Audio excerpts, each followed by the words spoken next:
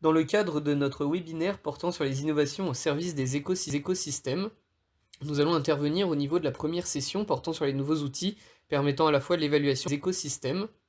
Nous allons intervenir au niveau de la première session portant sur les nouveaux outils permettant à la fois de la protection et la restauration des écosystèmes.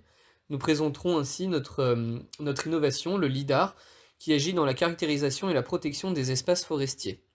Nous savons que les écosystèmes couvrent environ 30% des terres émergées de la planète et jouent un rôle crucial dans la régulation du climat, de la biodiversité et du cycle du carbone.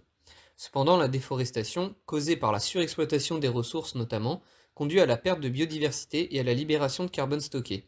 Face à ces défis, de nouvelles technologies émergent pour surveiller et protéger ces écosystèmes, et parmi elles, la technologie LIDAR ou Light Detection and Ranging, qui se distingue comme un outil particulièrement puissant. Il est alors intéressant de définir ce qu'est le LIDAR. C'est un capteur optique actif qui envoie des faisceaux laser depuis des plateformes aériennes et il va scanner par exemple les forêts représentées par des arbres. En retour, il génère un nuage de points que l'on traite ensuite pour obtenir une image tridimensionnelle de la structure forestière.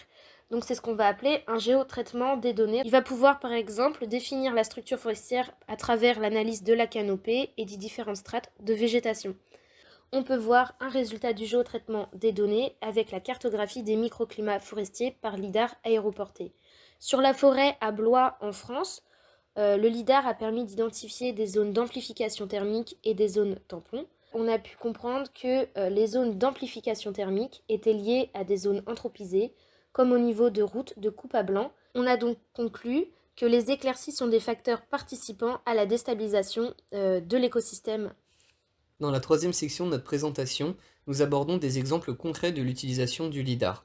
Sur la gauche de cette section, nous pouvons voir les différentes étapes de reconstitution d'une surface forestière, avec par exemple la reconstitution foliaire. Et sur la droite de cette section, nous avons cette fois-ci une représentation des flux de carbone d'une forêt. En somme, le LIDAR est un outil innovant pour la caractérisation et la protection des écosystèmes forestiers. Il offre une nouvelle perspective sur la gestion durable des forêts en contribuant à la conservation de la biodiversité et à la lutte contre le changement climatique.